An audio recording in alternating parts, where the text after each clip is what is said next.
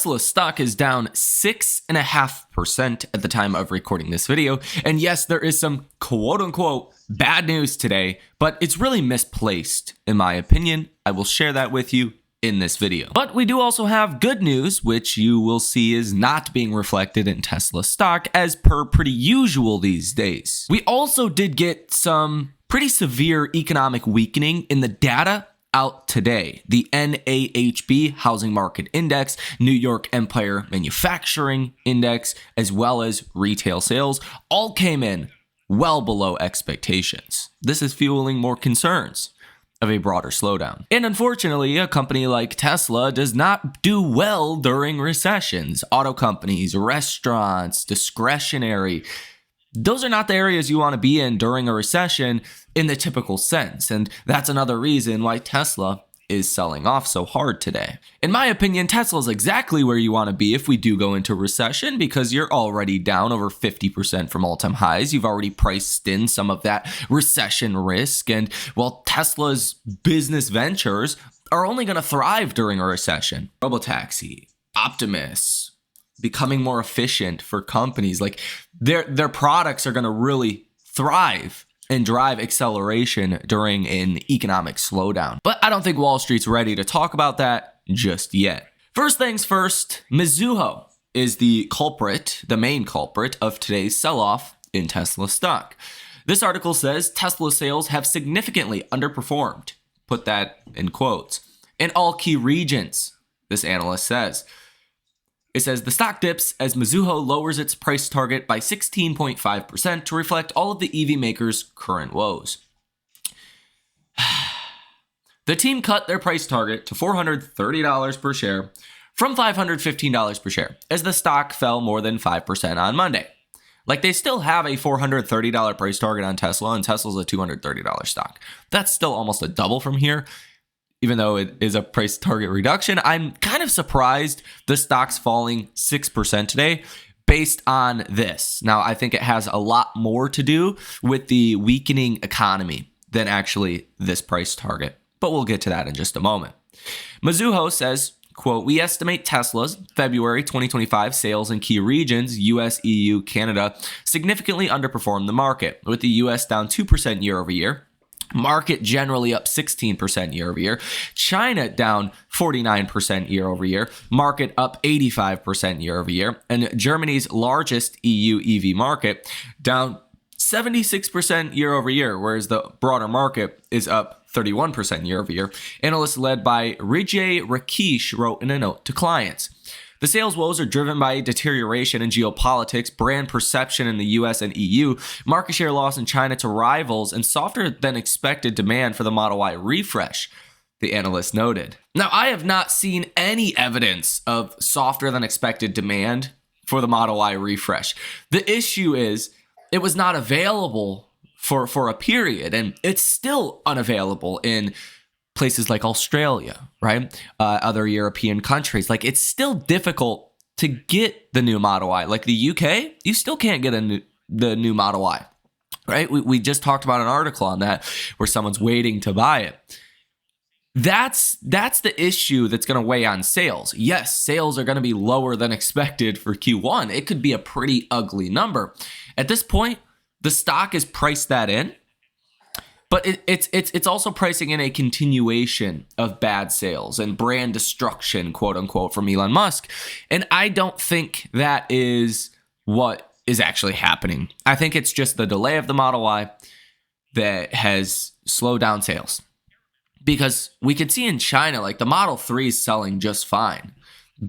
But we've just introduced the new Model Y. So it's going to take some time to, one, scale that, and two, get those cars into people's hands. The analysts cut their 2025 delivery estimate for Tesla to 1.8 million from 2.3 million and cut their 2026 estimate to 2.3 million from 2.9 million. The consensus for 2025 is 2 million, while the consensus for 2026 is 2.3 million. So basically, they just lowered this year's estimate And they're pretty much in line now with the broader consensus for 2026. They do say the big uncertainty is tariffs, as Canada and Mexico are integral to the North American supply chain. The analyst wrote, Mizuho said about 8% of autos and 20% of auto parts from Mexico do not comply with the U.S.-Mexico-Canada Trade Agreement, or USMCA. This means they could face roughly 20% tariffs, up from 2.5% right now. And Tesla did come out and say that there will be some impact from tariffs on Tesla, that it's almost impossible, or really impossible, to get your hands on certain components in North America, that certain components for cars just are not made in America. And that is what could hurt Tesla from that perspective. Now, unlike Ford, GM, that have a lot of their manufacturing in Canada and Mexico and assembly in those countries as well, Tesla is going to have less than 20% of their parts coming from both of those countries. So Tesla is going to be less impacted, but Tesla did say there will be some impact, which could also be weighing on the overall sector. And you can see here via video from Joe Tetmeyer that you now have 6 Tesla Cybercabs cruising around Tesla's Giga Texas factory. Ladies and gentlemen, the future is here. I don't know about you guys, but I want to be invested in that future, not betting against that future or on the sidelines of that future. Also in new news today, Tesla is aiming to have close to 300 miles of real-world range on its Cybercab with a battery pack smaller than 50 kilowatt hours, which would translate to an industry-leading 6 miles per kilowatt hour, making it the most efficient EV on the road. Lars says that Tesla's Cybercab production equipment is already being installed at Giga Texas, with first prototype builds slated to start this summer. Tesla is aiming for general mass production to start in early 2026, according to Lars Moravy, VP of Vehicle Engineering. This suggests that Tesla's really expecting a rapid launch in 2026 because the Cybercab is not the vehicle that people are going to be buying. That's not the Model 2. That's not the cheaper, lower priced Tesla we've been promised, that we are waiting on. And yes, that's going to be another big catalyst this year that I think a lot of people have forgotten about, that cheaper vehicle. I call it the Model 2. Who knows what the actual name is going to be? This suggests mass production of the Cybercab, no steering wheel, like robo-taxis in many cities in 2026. Also being reported today, Tesla has initiated the process for the certification and homologation of the Model 3 and Model Y in India, an essential requirement for all vehicles before they can be sold in the country. And again, I view India like China's market in 2018, 2019, when Tesla launched in the country. It was a small portion of Tesla's sales, right? But that grew exponentially. 6-7 years later, it's Tesla's largest market. By, 2032, India is probably going to be Tesla's largest market. And also in what I believe big news today, Tesla is launching a free trial of FSD in China from March 17th to April 16th, the company said. And what we've seen with FSD in China so far, it is going absolutely viral. And this is going to promote more business for Tesla and more purchasing of FSD, which is going to be accretive, very accretive, to Tesla's bottom line and really help boost that EPS. And if you guys did not see, Mark Rober did post a video comparing autonomous technology autonomous driving technology in different vehicles, but he only used Tesla's autopilot, and there's very flawed things he did in this video. Like, he only engaged autopilot, going 42 miles an hour, like a couple seconds before hitting this wall, 3.8 seconds before hitting the wall, expecting it to do, something miraculous, right? It's because he was using autopilot and not using the latest software. Instead, Mark Rober used Luminar's latest tech, but not Tesla's latest tech. And this video has gotten a lot of backlash. You can imagine it was probably paid for by Luminar. Luminar here says Luminar LiDAR tested by former former NASA and Apple engineer and current YouTuber Mike Rober, well, they took that down from their website because clearly it's not a accurate promotion of Luminar versus Tesla's FSD. Peter Weinberg is leaving Tesla after a 14-long-year career. Peter was a huge contributor to Tesla's becoming the safest cars in the world. He helped engineer crash architectures for Cybercab, Semi, Model S, Model X, Model 3, and Model Y, and more. Thanks for everything, Peter. And we have a new Wall Street Journal opinion piece by the editorial board. Quote, the main reason Tesla pays little to no tax is because it lost money every year it was in business from 2003 until 2020. All companies are allowed to carry forward net operating losses to offset future liabilities. This encourages businesses formation since it can take years of sweat capital before companies turn a profit. The deduction also minimizes big year-to-year swings in income. So, I don't think this is necessarily hitting Tesla, but I do think it's trying to be spun in a negative light. Now, before we go ahead and get into the broader economic data today, the weakening in the economy that is being shed a light on in today's data, option activity today for Tesla from hedge funds and institutions. You can see 119 different trades totaling $82.37 million with a positive order value of 28%. So it's a pretty negative day overall, even though the last week has been almost neutral for option activity. You can see today there's about 172,000 shares on net that are being sold short. So you have borrowed shares of 542,000, return shares of 370,000. That means you got about 172,000 shares today that are being sold short on net. Not a great day, but really doesn't tell you a whole lot considering hedge funds and institutions, broadly speaking, have been getting rid of their short positions in Tesla as the stock has been falling. They've been rushing out of these short positions for a long time now. We can also see Google Trends data has been moving generally in the right direction lately. Cybertruck was at 22. It did drop to 18, but the Model Y has been steadily ramping higher since early to mid-February when it was at 12. Now it's ramped to 16. Same is true for the Model 3. It was at 9. Now it's at 13. The Model S was at 5. Now it's at 7. The Model X was at 4. And now it's at 5. So you are seeing things moving in the right direction, kind of as you seasonally do. At this time, once you're getting into March, second half of March, you do tend to see Google Trends start to pick up and then move higher into the summertime, which if you're going to buy a Tesla, you're probably going to, search about it first. And that's why this can be a good indicator to look at. Now, in the broader economic data today, retail sales month over month came in really bad. Okay. Last month was revised from negative 0.9% to negative 1.2%. Not good. And this month's number came in at positive 0.2% versus a consensus forecast of positive 0.6%. So on net, over the past 2 months, retail sales is actually down about 1%, right? That's not great at all, especially versus consensus. You came in about 300% lower than expectations. New York Empire State Manufacturing Index, look at this one. You came in at negative 20. The estimate was negative 0.72. And last month, you were positive 5.7. So it looks like manufacturing in that New York area, not doing great at all.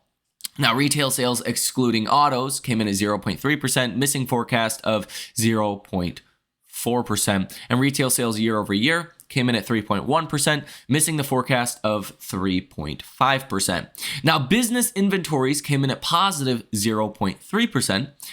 Last month was negative 0.2%, meeting expectations of 0.3%. The NAHB Housing Market Index came in at 39 versus estimates of 42, and the previous month that was at 42. So real estate just cannot catch a break. Everything is indicating that the real estate market will continue to get worse. And if it does, that's going to start weighing heavily on consumers' spending behaviors. Because the sad reality of this is the top 10% of income earners in America, people that make well over $200,000 per family, they account for about 50% of the consumer spending in the economy. Now, those 10% of income earners, they spend, relatively speaking, based on how their assets are doing. If their homes are going up, if their stocks are going up, if there's clarity, they tend to spend more, right? Well, if home prices start to fall, if their stocks start to fall, cryptos start to fall, they're going to spend less. Okay. And a lot of that is directly tied to their homes, since that is people's generally number one adder to their net worth. If that starts to fall, people start to get concerned and spend less. And you could be in the early innings of that today. And you can see we did get an Atlanta Fed GDP Now update. You could see today, March 17th, was the latest update. And you came in at negative 2.1%. So you're still really in this negative area.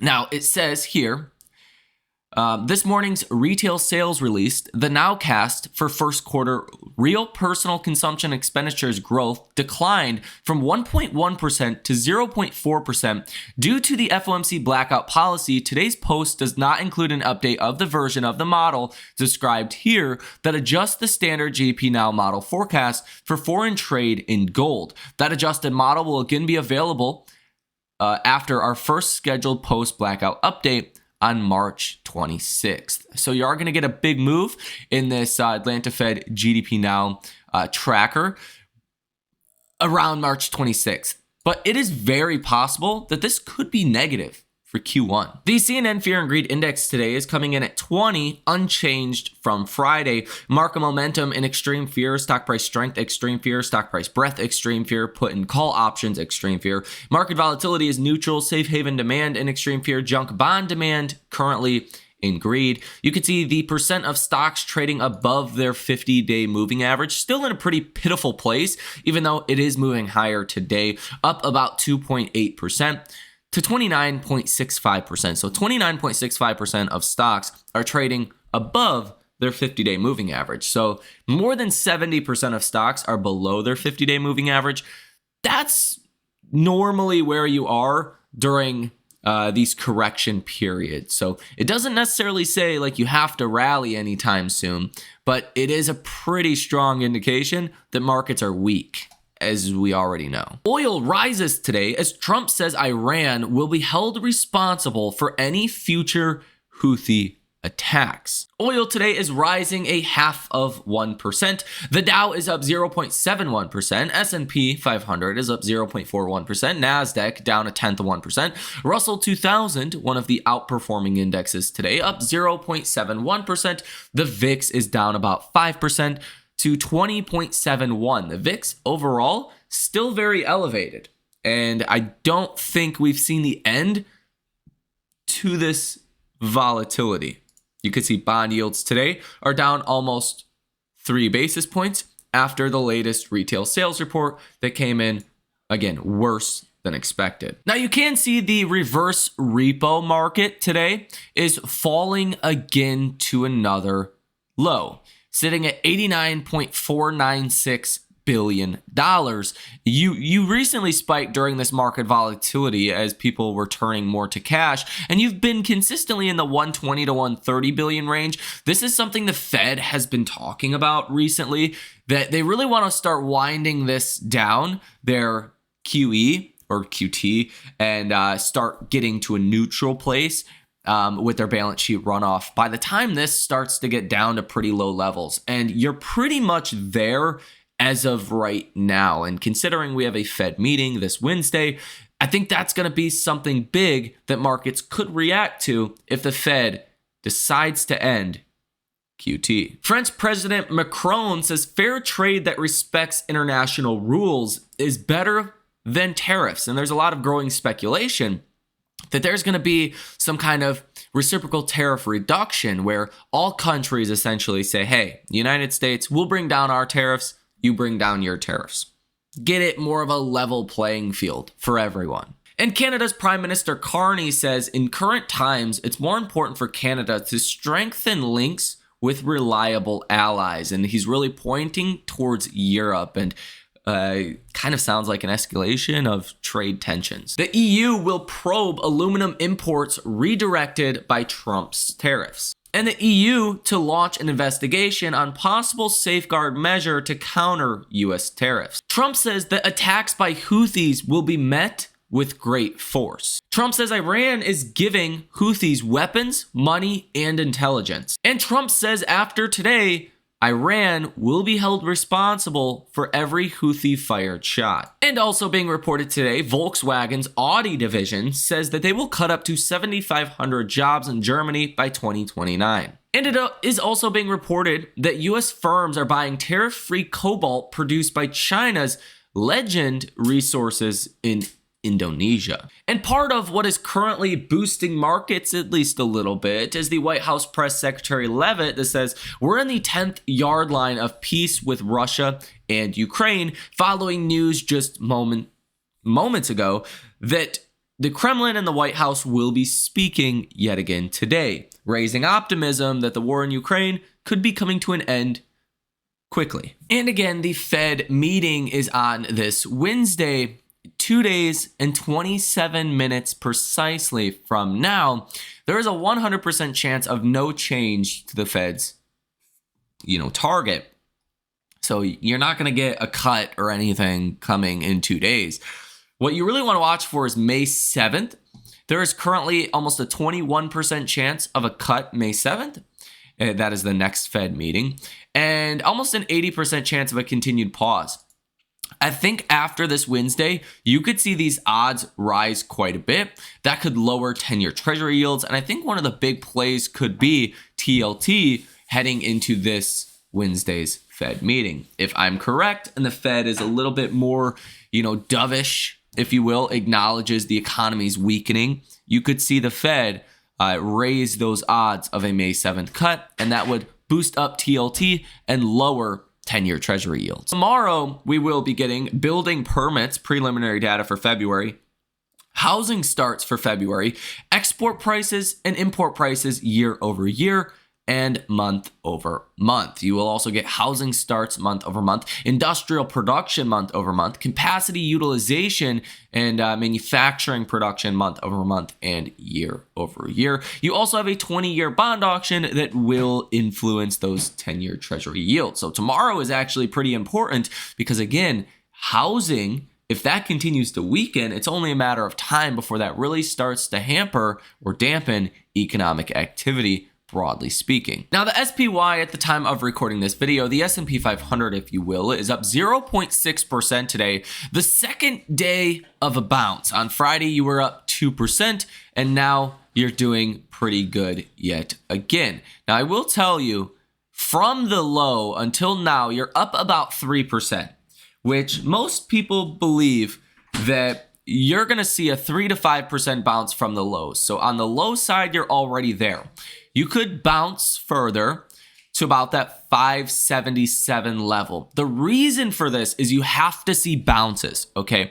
You cannot get a market crash that continues at this pace. It never happens, okay? Whether it's COVID and you fall a lot and then you bounce, right? Or it's 2022 where you fall and then you bounce.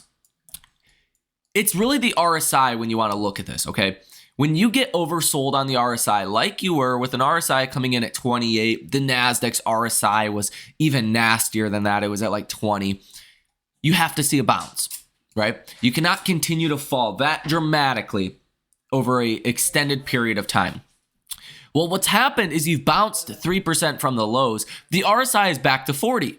So theoretically, over the next couple of days or weeks, you could fall, hit new lows, and the RSI would still not be oversold. And then you fall, you hit a new low, you flush out markets again, RSI hits around 30, you bounce another 3%, let's call it.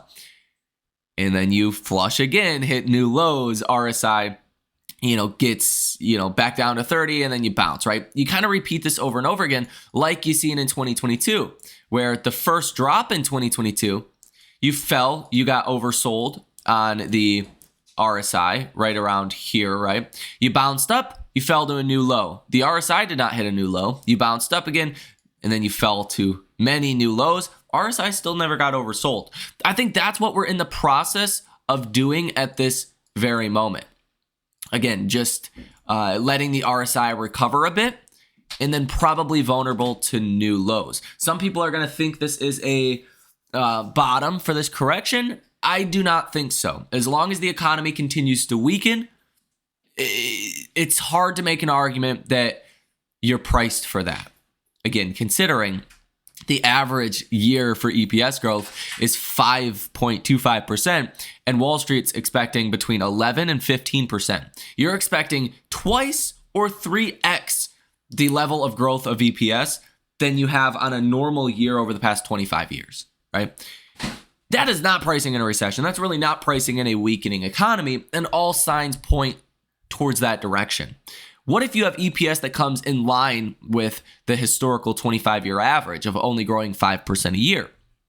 You're not priced for that. Okay.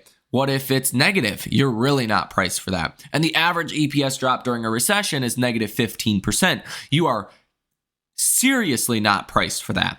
And, the worse the data gets, which I think it will continue to get worse, is going to weigh on markets from a fundamental standpoint, from multiple compression and EPS compression. You can also see the last 2 days of a bounce have been very low volume. So people are really not rushing into this market. They're pretty nervous. They're playing a lot of defense. There's a lot of rotations like XLP, Consumer Staples ETF, is outperforming the SPY by about 2x today. Momentum is up 1.15%, the MTUM ETF, but still, really underperforming consumer staples. So there is a broader rotation into less cyclically vulnerable areas of our markets. And that's not a great sign that this is a durable market bottom.